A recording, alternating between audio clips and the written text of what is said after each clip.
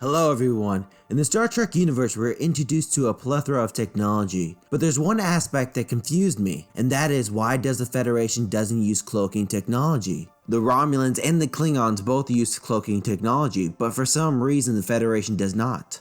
It turns out the reason why the Federation does not have cloaking devices on the ship is due to the treaty that was signed by the Romulan Star Empire called the Treaty of Elgran. The Treaty of Elgran was signed after the Two-Mid incident. The treaty was to reinforce and redefine the Romulan neutral zone. The treaty made it clear if there was any violation of the neutral zone without notice that both parties would consider it an act of war. The treaty also states that the Federation is prohibited to develop or use cloaking technology. I don't know why the Federation would agree to such outrageous terms. By agreeing to these terms, the Federation places limitations on themselves. Cloaking technology does not have to be used for defensive or offensive purposes, but for science. There's a couple of theories as to why the Federation would agree to such terms.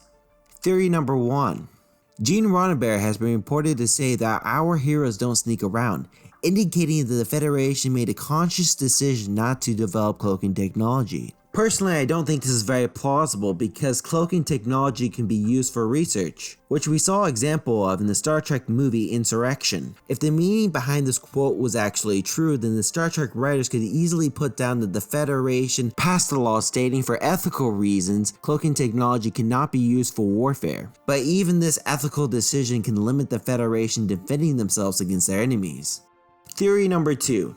The Federation agreed to not to use cloaking technology in exchange for the Romulans giving up something in their treaty, and had to be equally as valuable to the Federation.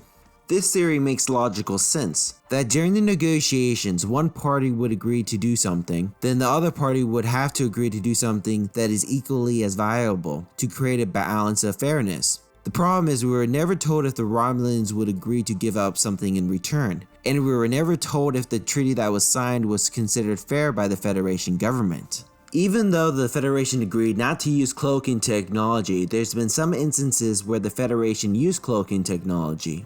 In 2358, Captain Pressman tried to find a way around this clause in the treaty by experimenting with phasing cloaking technology. This allows any matter or energy to pass through any matter in a phased state. This experiment failed and declared a violation of the treaty.